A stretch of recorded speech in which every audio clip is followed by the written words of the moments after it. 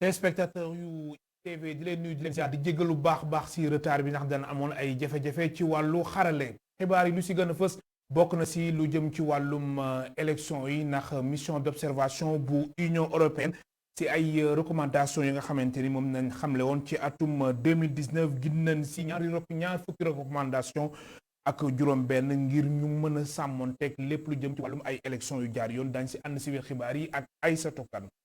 wàllu tàggat yaram tirage au sort coupe du monde tey si ngoon nañ koy xaara ni Sénégal yan équipe lay jonganteel ci kanam tuuti dañ ko mën a xam fii si ITV en direct lay doon ak plateau spécial ak waa desk sport sa boobu la jamono ministre des sports Matar Ba di xamle ni lu jëm ci wàllum tamit tàggat yaram ba tey li nga xamante ni mooy coupe du monde bi Sénégal dina fa am ay taxawaay yu am solo wàllum caada ak cosaan rubrique culture Awa Diop di ñu xamal di ñëwaat bu baax a baax lépp jëm ci wàllum deuxième édition bu Caméra 72 boobu la deuxième édition ñëwaat bu baax a baax ci lu jëm ci wàllum patrimoine ak tamit yan njeexital la mën a am fii si Afrique ñu jeexalee lu gën a fës si ëttu yéenekaay yi ak Baba Ndiaye soo leen taaxee tuuti ñu faram-fàcce leen lu gën a fës si xibaaru jol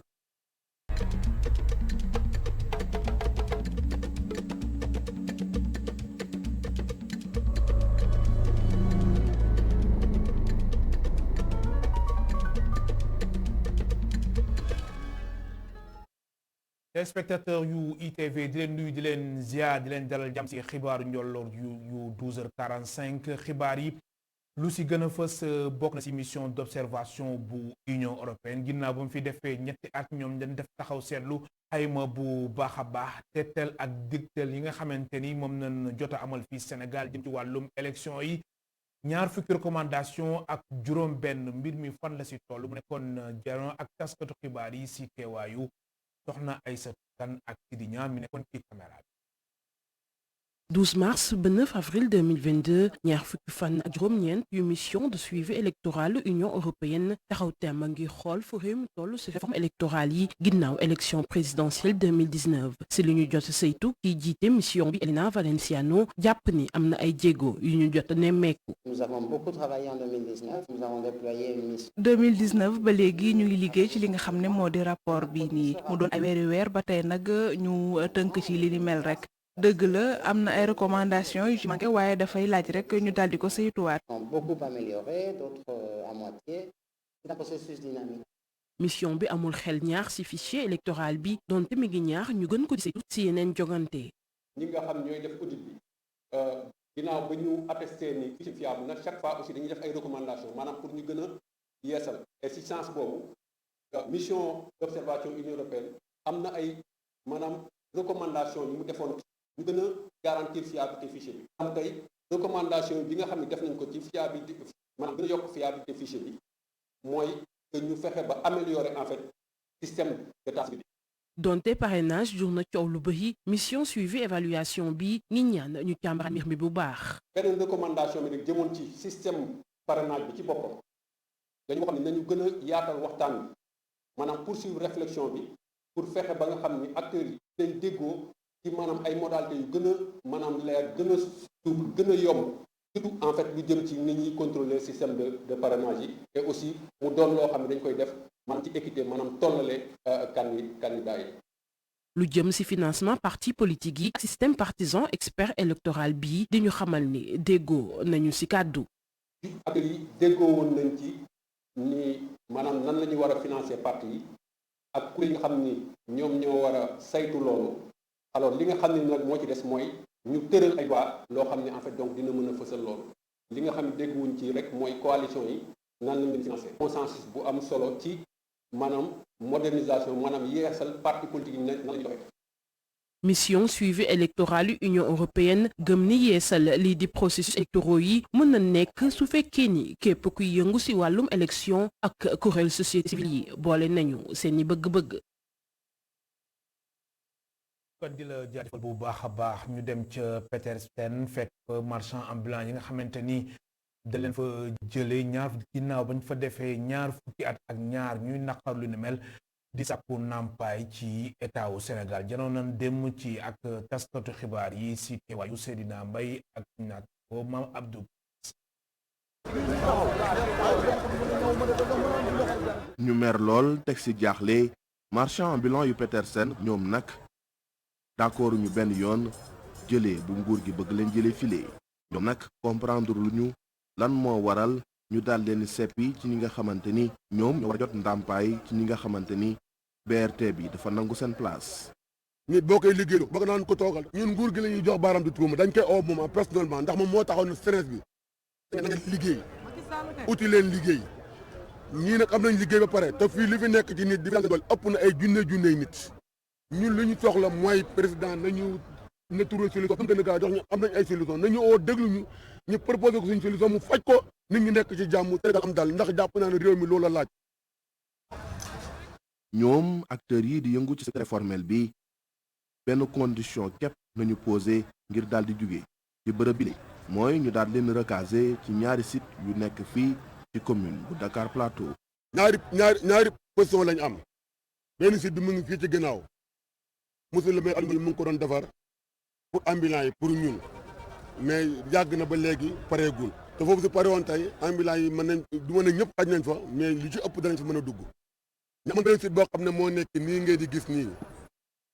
donc moom foofu moom fii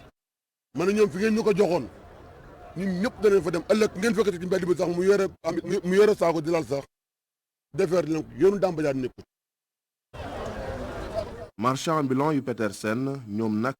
ñoo ngi joxoñ baaraamu tuuma ki nga xamante ni moom mooy préfet bu Dakar di wax ni lu jig njaag mooy njaag. préfet moom ci bopp moo ne ma bu àllu jàmbur la ma ne ko préfet ma ne ko BRT ba mu commencé géej ba fii fépp fi ngeen jaar àllu jàmbur la te ba ngeen ko soxlaa da ngeen koo jël fii ba ngeen ko soxlaa dañ ko jël te ko moom fii moom fii kon di ngeen def ba récupéré ba ngeen ko soxlaa mën ngeen ko def ba récupéré ko fële kon loolu du wax. marchand ambulant yi tey dañu gën a dogu nee nañu ni duñu jóge benn yoon file lu dul seen sàkku teef ci nguur gi indiwu si ay saafara. Maam Abdou Gueye Kassé sa boobu lay jamono plan international ak ñetti ministère sectoriel ñoo taxawal programme bi nga xamante ni ak projet show lu ñu si jublu nag mooy lépp lu jëm ci wàllum mortalité maternelle ak infantile ñu bàyyi ko bu baax a baax leeral yi dañ si ànd ak Adama Touré Niang moom mooy coordonnatrice projet bi ku tàttan ay kàddoom di Babacar Seck. aw tolluwaay bi moo di sentir nañu que ni jigéen ñi ñi ngi dem léegi defi seeni visite bu njëkk li ci ëpp solo mooy visite bu njëkk lu ci bëri bala ñu doon dem di defi seen visite dañuy xaar ba egg juróom benn weer bu ñu ratee bu njëkk bi day indi loraanga yu bari léegi nag comprendre nañ ñi que ni bu ñu wane lool rek dañu war a dem visite góor ñi aussi comprendre nañ ne affaire ëmb ak yëppi jigéen kese mais ñoom aussi dañ ci war a bokk jàppale seeni soxna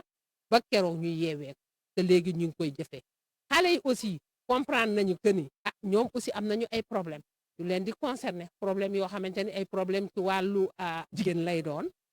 léegi ñoom seeni propre problème ñu ngi ciy waxtaan di ci xool nan lañ ko safara pour bañ mag ñi fi ñu eggoon ñoom ñu fee egg avant ñuy egg foofu fekk ñoom def nañu ay jéego ba mën a dépasser stade boobu nga xamante ne mag ñi ñu ngi ci woon def nañu évaluation bu mujj bi donc biñ ko defee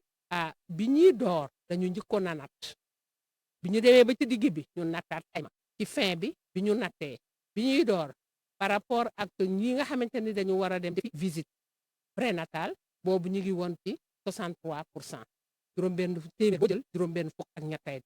bi ñu jeexalee bi ñu xaymaa gis nañ ne téeméer boo gis juróom-ñaar fukk ak juróom-benn ñoom ñooy dem bien que ministère def na ay jéego mais jéego yooyu dafa am leen yu muy nëbb donc bi mu ko jeexee xool na ni foofu il faut toujours ñu def ay intervention pour que Sénégal mën a atteindre objectif am mooy ODD 5. kon Adama Touré Niang coordonnatrice projet show si micro Babacar Seck ñu àddu tamit jëm ci wàllum tolluwaayu mbas mi fii si réew mi ci junni test ak ñaari téeméer ak ñaar fukk juróom-benni cas positif moo si am si àjjuma ji te boobu la jamono juróom-benni tamit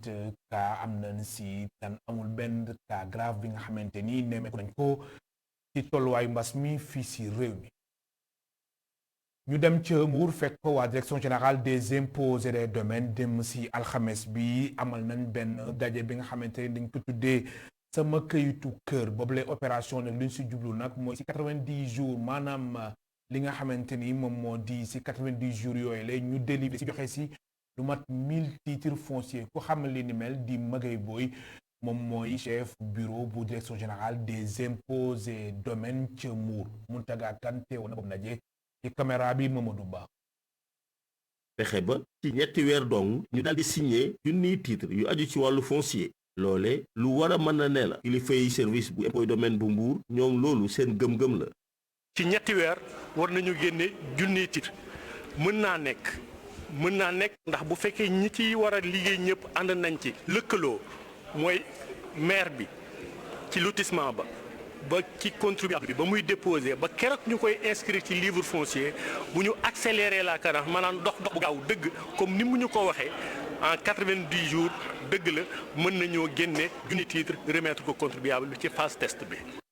ngir nag mën a maîtriser assiette foncière bi bu baax a baax benn convention muy benn déggoo bu aju ci wàllu suuf ak ci wàllu impôt dinañ ko taxawal ngir gën a yéwénal liggéey bi. xalaat nañ tënk benn convention d'assistance foncière et fiscale diggante commune bi ak centre des services fiscaux ak compétences yi ci nekk yépp dañuy am benn këyit bu ñu lëkkale ñun ñaar kenn ku ci nekk looy indi ci say wareef ngir mën ñun ñu jàppale commune collectivité territoriale bi ci lépp loo xam ne dafay yaatal nattam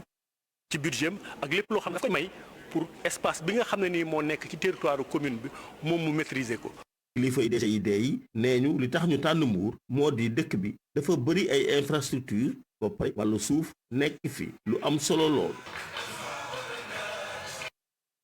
ñu jógee Mbour dem ca Saint-Louis foofu nag lu toll si junni soldat ak juróom-ñaari téeméer dem ginnaaw ba leen tàggatee ñoom jox lañ leen suñu raaya dëkk si yooyu les soldats bokk na si juróom-ñetti fukk soxna ak ñett yooyu yëpp mu nekk contexte bi nga xamante ni contexte am solo la ndax Sénégal mu ngi waajal fête indépendance am altine bi ñeenti fan ci weeru avril Maman Alice Niang Mokhtar Seck ca Ndar. Centre d'instruction militaire bu Dakar Bango amal na cérémonie bi ñu doon présenté drapeau national contingent bu njëkk ci recrue yi ci atum 2022 muy cérémonie boo xamante ni dafay fësal rek engagement bi nga xamante ni ndaw yi am nañ ko ngir servir seen réew. formation bi normalement 4 mois day durer mais instant yi 3e mois la ñu nekk te teel la ñu def seen formation donc bëri nañu parce que chaque 4 mois ñu ngi accueillir presque ñaari junni yu soldats donc dañu leen di tàggat ñu pare seen formation dañu leen di affecté ci corps ou direction de service ou armée gendarmerie wala sapeur pompier donc foofu nañu amee seen spécialité parce que fii lu ñuy def fii mooy formation initiale du combattant bu jox leen formation de base bu leen di permettre ñu mun a def seen liggéey donte formation bi jafe woon na ndaw yi ci seen bopp xam le ni jot nañ fa jàng lu bare bare. ci njëlbeen li moom jàppoon nañ leen sax comme ay noonu dañu bañ waaye bi formation bi pare wala du ma ne sax bi muy pare mais bi muy waaj a pare ba xoolee sa bopp xool ni nga meloon xool li ñu def ci yow di nga xam ne kii ni bañu la waaye dala doon teg ci yoon dala doon jubbanti te ndaw dafa nekk koo xam ne moom li mu bëgg nga xam te li mu bëgg it dafay jàpp ne ni mu ko bëgg a defee ni la ko war a defee te fekk na nit ku nekk bu ñu la bàyyi woon nga defee nu la neex di nga bëgg a def koroon du sotti. gannaaw seen tàggatu bi ñu dippee formation du combattant ndaw yi daañu leen tas ci diggante armée de terre groupement national des sapeurs pompiers ak gendarmerie nationale. ku ni indépendance xel dem si taarix moo tax université Cheikh Anta Diop de Dakar ñu ngi fàttaliku Cheikh Anta Diop nekkoon historien ginnaaw ba mu làkko fanweeri at ak juróom-benn boobu leen ndaje nag man sa UCAD ñu si xamle ni lépp lu jëm ci wàllum recherche lu leen soxla la Iran teg na si taabal bi 500 millions ngir financer li ni mel ci teewaayu Mamadou Sy. Université Cheikh Anta Diop bu Ndakaaru mu ngi fàttaliku parrain am gannaaw fanweeri at ak juróom-benn bu mu génne àdduna ñuy nekk ci bile université jàpp ni dafa am solo weccante xalaat ak ndaw ñi jëm ci njàngalem Cheikh Anta Diop ngir rek ñu mën a roy ci moom.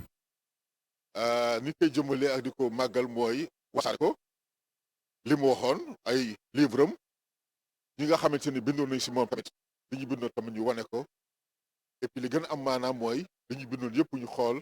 ñu koy jëriñoo yëpp pour tabax ak ëllëg bu gën a ñoŋ pour suñu réew yi. ñëw na université taxaw wala réew yi taxaw wax chance yëpp yéen ñi xamuñu ku mel noonu nag fay baax ñuy taxaw di gëstu li nga xamante ni bindoon na ko. Cheikh Mbacké Diop nekk doomu Cheikh Anta Diop di rafetlu lu ñu boole ndaw yi ci yile bés jàpp ni sax waajuram bu fi nekkoon dina ci bég. dafa nekk loo xam ne day dalal xel ndax ki ñu tuddee université bi tey ji bu fi nekkoon dina ko neex lool ndax xam nañu moom ni mu fonkee wàllu xam-xam ak it wàllu science saa su ne dañ ko daan gis muy ànd ak ndaw ñi tey di leen fàttali saa su ne njëriñ li nga xam ne jàng ak sàkku xam-xam am na ko. répondre à cet appétit intellectuel. ngir ñu gën a mën a dooleel lépp lu jëm ci wàllum recherche IFAN ànd ci ak artiste bi di Kalidou Kassé daal nañ lal ab plan stratégique bi nga xam ni ñu ngi koy xayma ci $2 milliards ci suñuy koppar waaye lu ñu bëgg ci jamono ji moo di fexe ba am lu toll ci $200 millions ci suñuy koppar jàll ko ci njaayum ay tableau. Nous avons travaillé sur un plan stratégique. liggéey nañu ci benn plan stratégique boo xam ne li ko tax a jóg mooy fexe ba réhabilité maanaam defaraat yenn ci installation yi taxawal benn plateforme de recherche boo xam ne day jëm ci wàllu xam-xam loolu sax ñu ngi ko jàpp ci $2 milliards suñuy koppar tax na Kalidou Kassé moom jël dogal rek ngir contribuer ci tableau yi nga xamante ne mi ngi koy defar jàpp nañ ci phase bu njëkk bi bu jàllee mën nañ ci am lu toll ci $500 millions suñuy koppar. Nous espérons qu'avec $1 million. Université Cheikh Anta Diop bu Ndakaaru dafa bëgg gën di fësal ay xalaatu parrain waaye itam gën ko xamle ci ay bis yu ñu doon sargale seen parrain taxawaloon nañu ab jongante jëm ci wàllum defar ay application yi nga xam ni dañuy gën a fësal kàllaama yu nekk ci biir réew mi. Mamadou Sy dañuy àddu jëm ci wàllum tàggat yaram ñu ngi xaar ni ci kanam tuuti tirage au sort bu coupe du monde bi nga xamante ni Sénégal bokk na ci juróomu dëkk yi nga xamante ni ñoo nekk Afrique yu qualifié ci coupe du monde Qatar 2022 Sénégal bokk ci pot 3 bi ak Iran Japon Maroc Serbie Pologne ak République bu Corée ak Tunisie dañ ko yaatal ci kanam tuuti incha allah fii ci direct ci ITV iRadio ak suñu plateforme yi ak suñu naataango bi nga xamante ni moom moo ñu teewal ca Qatar di Babacar Ndaw Faye benn wàllum coupe du monde boobu nañuy dese nii ak ministre des sports Matar Ba li nga xamante ni moom moo di démb ci arène nationale mu fa doon présider benn symposium bu ñu jagleel soxna yi muy dalal xel yi ni weeru novembre incha allah bi nga xamante ni moom lañ jàpp coupe du monde Sénégal am na yaakaar ni dina fa am taxawaay gu am solo Matar Ba ku taataan ay kàddoom di suñu correspondant bi nekk ci Pikine di Budal. qualification boobu am na lu ko parce que yàgg naa ne bi rek la ñu soxla ñi sax foog ne damay teg Aliou Cissé pression mais boo bëggee dara da nga koy wax te gëm ko xamoon nañu it ne mën na ne parce que liggéey nañu ko parce que li am ci équipe nationale du lu wàcc tey liggéey la boo xam ne yàgg boo liggéeyee nag ba xam ne toll nga fi nga war a toll war ngaa laaj li loolu am nañ ko doon dingat waaye yàlla def bi ñu ci jógee ñibbi si ñu dem Égypte dañu ñu benn bal daal wax ñëwaat dal ci kaw Aliou Cissé xam nga nag Sénégal ñëpp a yàlla nangul nañ leen dal ci kaw ñëpp ne woon nañ sax bu ñu yeggul fi ñu war a yegg mel ni nga togg te defoo ci xorom heureusement xorom ci xale yi wane nañu ne am nañ capacité mën nañ def ba qualifié donc gëm te teg ko ci lu wóor balaa nga naan lii laa bëgg a def nag da nga koy teg da nga koy liggéey ba xam ne lii am na poids bi li nga soxla gañe nañu Coupe d'Afrique qualifié waat tegle ko parce que bi ñu demee Coupe du monde mënoon am na lu mel ni Algérie Nigeria ñëpp demaat mais yàlla dogal na qualifié nañ passé qualifié loolu rek performance extraordinaire may wax sénégalais yi te dama doon waxee daf moom lañ soxla demee kon nañ respecté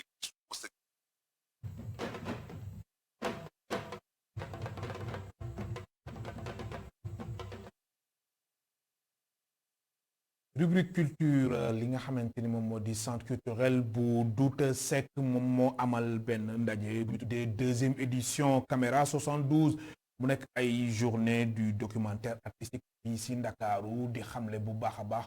tolluwaayu cinéma ak art si Sénégal Afrique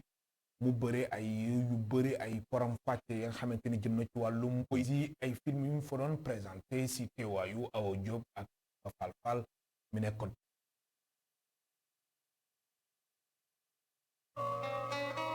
ci jamono bu nga xam ni delloo si moomeelu africain yi jëm ci wàllum caada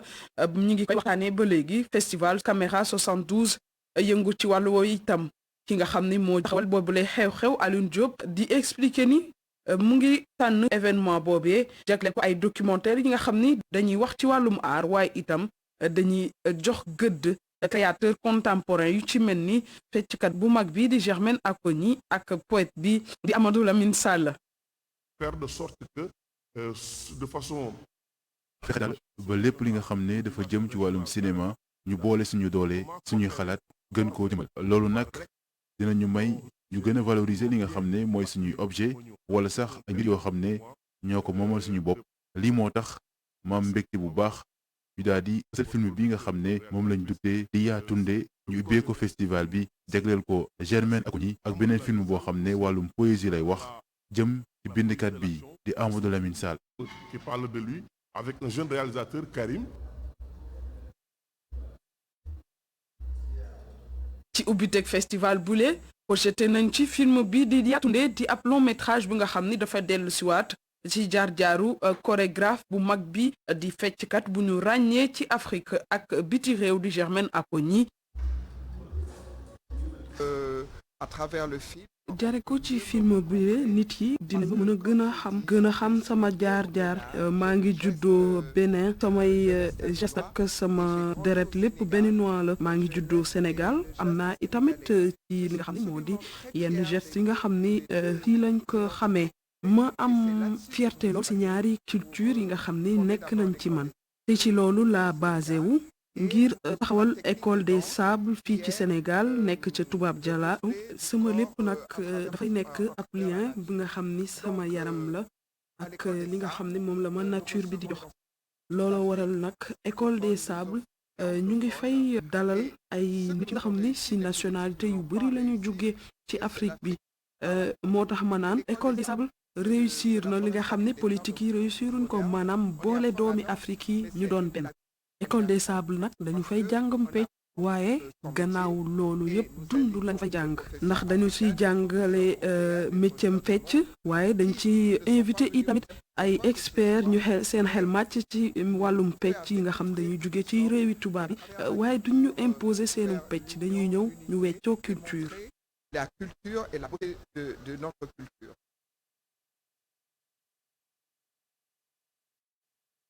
geneen documentaire bu nga xam ni fësal nañu ko ci bi lépp festival daanaka ak lupp la ci jaar-jaar ak li nga xam ni moo di mbind ak poète bi di Amadou Lamine Sall ñu duppee ko la poésie de l'action fa nga xam ndonol Léopold Sédar Senghor cité nañu ko ci ay exemple. dañuy remercier Alioune Diop bi nga xam ne moo créé festival boobu muy festival documentaire boo xam ne tey moom moo andi fii ci Douta Seck maag Germaine Acogny muy benn film boo xam ne dañ ko def ci Germaine Acogny ba pare aussi def ko ci man muy festival documentaire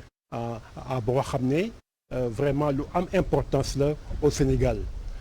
parce que dañoo dem jëli ay créateurs ay acteurs culturels ñu filmer leen pour xam fan la jóge ak lañ lay def ak lañ leen def pour denc ko fii ak téeméeri at incha allah ñi nga xam ne ñoom ñooy ñëw ñoom ñëpp dinañ xam lan la Sénégal liggéey ci culture ñan ñëw liggéey ci culture ak lañ lañ andi ci culture donc festival bi dafa nekk festival boo xam ne festival bu am solo la maa ngi doon wax léegi Alioune Diop que na dem ci na ko yóbbu ci université yi na ko yóbbu ci école yi na ko yóbbu ci collège yi pour que xale yi nga xam ne ñoom ñoo fi dëkk tey mën a xam kan mooy Germaine Acogny ak kan mooy Amadou Lamine Sall ak ñeneen ñoo xam ne tey vraiment ñu ngi ci réew mi di fi def lu rafet. festival Caméra 72 wala bés yi ñu jagleel documentaire artistique bokk na itam ci la ko tax a jóg gën a jëmal liggéeyu réalisateur yi waaye itamit fësal bu baax ay discipline artistique yu ci mel ni poésie ak pecc.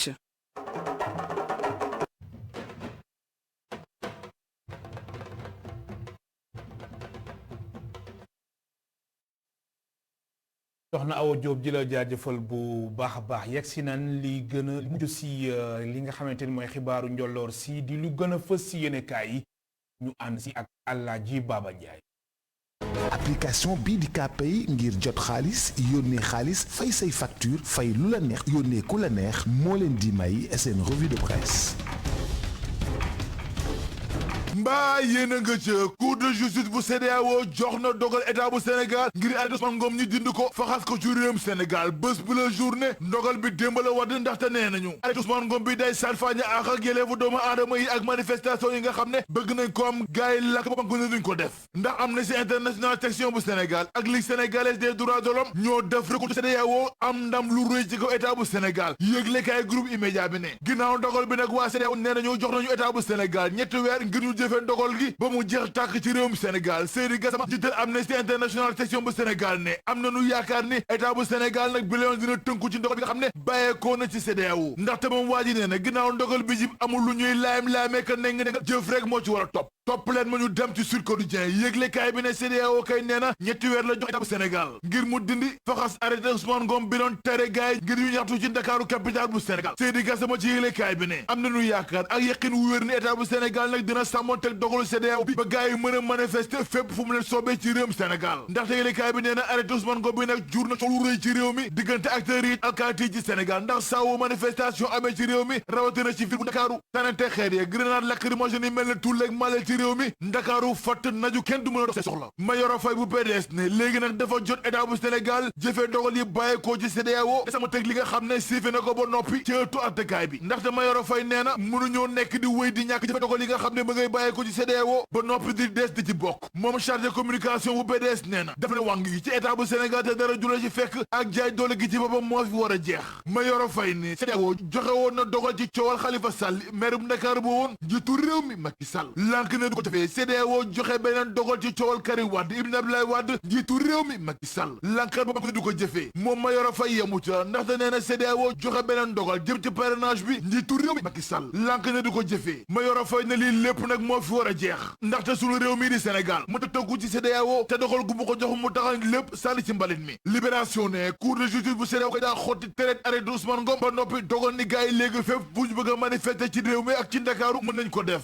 moom libération yemu ca ndaxte nee na ñetti weer la gars yi joxe ngir ñu jëmal jëfee ndogal gi nga xam ne jëbal na ko niki démb le témoin ne bi ñu moomee suñu bopp di indépendance bu Sénégal am na juróom-benn fukki at ak ñaar waaye tarul ba tey Sénégal daal des na moom boppam donte ne suñu réew di Sénégal am na drapeau am na hymne national am na avion de commandement waaye lii lépp terewul tey la ñu gën a ñàkk moom suñu bopp las ne coowal parrainage bi kay ba tey mën a wéyandi ci Sénégal jëm ci élection législative yi yëglekaay bi ne en tout cas kaddu yi daal nekkatul benn ci ñoom ñi seen géopolitique bi sursaane juróom-benn fan ci weeru mai mooy bésub dëgg ci parrainage bi ndaxte àjjuma juróom-benn fan jàpp dimanche juróom-ñetti fan ci weeru mai la ñuy tàmbale déposer parrainage bi juróom-ñetti fan jàpp fukki fan ak benn ci weeru mai ñu tàmbale contrôle bi fukki fan ak ñaar ci weeru mai ñu xam dëgg nag gars yi jaar ci parrainage bi ak ñi nga xam ne dañu leen rëkkale mu njaay Cissé ci source année xaw ma kan de waaye ñi nga xam ne ñoo njëkk a déposer seen parrainage mu am coow du jib ci ñoom ndax duñu am benn doublon waaye nag bu ko weesoo njëkkante gi tàmbaleeti et bonjour les buuxante l'observateur ne njiitu réew mi Macky Sall ak Karim Wade Ibn Abdoulaye Wade léegi nag seen diggante daal nooy na amatul ñagas-ñagas de yëglekaay ne bëgg-bëgg Macky Sall bi nag bu anto l'opposition moom dootul amati ci réewum Sénégal war fajri ne li am ci waa parti démocratique Sénégal ak ci waa PS mbaa jàmm la ndaxte ñaari parti yi ginnaaw bu ñu ñàkkee groupe Sénégal ba tey ji dañoo suux parti bi dinatul nekk ci jafe-jafe yu tar jóga daal ci ko gàttal tëna leen Le Quotidien waa Benno Bokk Yaakaar kay ba tey seen ñu ko teg ci Ndakaaru capitale bu Sénégal ginnaaw élection législative yu teeru yëglekaay bi ne ci remontada bala ndax amul ba ci boppam nag moo am mission dëgg ci Ndakaaru capitale bu Sénégal ndax moom délégué régional bëgg-bëgg mooy élection législative ñu dëgmal Ndakaaru ñu foqate ko ci loxo waaye Yewwi jël lépp jébal ko Macky Sall njiitu réew mi bés bu la journée Sénégal nag coupé na Sen TV coupé Zik FM te ndogal bi nag day woy ci durub ñetti fan problème yi démarré na yëglekaay groupe immédiat bi ne Sénégal nag daa joxe ndigal waa Sen TV ak waa Zik FM ne Ahmed Aïdara bu mu def mu revue de presse gars yi lànk ne duñ ko jëfee lii waral mu dagg signaaru Zik FM ak Sen TV laatur bi ne ñu ma lee réeroon feeñ na ndax ndogalub Sénégal bi tegul ci dëgg ndax amul benn fondement yëglekaay bi ne boo seetee ba seetax mbir mi acharnement dëgg leen dural maanaam tongal goo xam ne am na fu mu tàmbalee waaye amul fu mu yem ci kaw Sen TV ak ci kaw Zik FM Bougane Gueye Dany njiitu des médias ci yëglekaay bi ci bataaxal gu saf sàpp gu mu jagleel Babacar Diagne njiitu Sénégal mu ne léegi ginnaaw ndogal bi nga xam ne jëfandikoo ci kaw Sen TV ak Zik FM nan la Sénégal di taxawee ci directeur généraux yi nga xam ne ñoo nekk ci RTS nekk ci Soleil ak ci APS moom Bougane Gueye Dany yamu ca ndaxte nee na Babacar Diagne njiitu Sénégal dafa violé loi ba mu jeex tàkk te dara du ko ci fekk Seybane Sougoune ndogalub Sénégal bi jëm ci kaw waa des médias teguwul ci dëgg teguwul ci yoon yëglekaay bi ne lu mënti am nga yëg nga ñàkk yëg jàppandal gi nag jëm ci waa groupe des médias mu ngay mel ni tulleeg male ginnaaw ndogalu Babacar Diagne bi jëm seen kaw force bi ne juróom-ñaari ponko ñoo yegg ci benn gune boo xam ne daa amee laago ba noppi xelam daal des na ñoŋ te loolee nag ma nga amee ginnaaw ndamum génne Sénégal yi ci CAN bi ci kaw Égypte yëglekaay bi ne déggu nañu juróom-ñaari ndaw yi nga xam ne tumal ci coow li waaye nag juróomi bàyyi nañ leen ñu ñibbi li nag moo ëllëtugu yaayu xale bu jigéen bi ba tax mu ne baatam ci kaw ndax yoon lay sàkk mu def liggéeyam ba mu jeex tàkk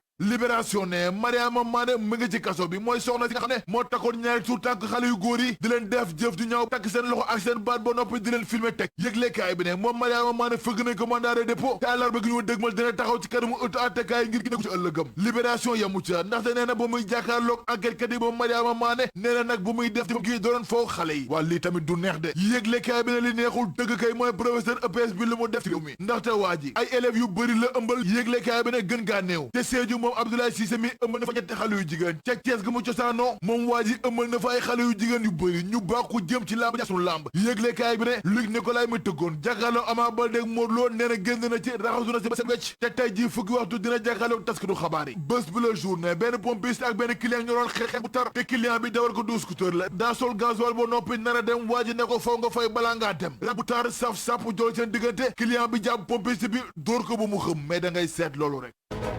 application bii di Kpay ngir jot xaalis yónnee xaalis fay say facture fay lu la neex yónnee ku la neex moo leen doon may seen revue de presse. Baba Ndiaye di la jaajëfal bu baax a baax mbokk téléspectateurs yéen tamit amul seen fay ñu leen di gërëm bu baax di leen sant di leen jaajëfal bu baax a baax di leen fàttali ni plateau spécial ak waa Desk Sport 15h30 lay doon en direct lépp jëm ci wàllum tirage au sort bu coupe du monde bi nga xamante ni ñu ngi koy xaaral nii ñeenti waxtu dara du leen umpu fii si iRadio ITV groupe E-Média Invest ak suñu envoyé spécial ca Qatar di Babacar Ndaw Faye Awa Diop c'est 19h45 si xibaaru nasaraan 18h45 Modou Mbacké Niang jàngeen jëf ñu yem si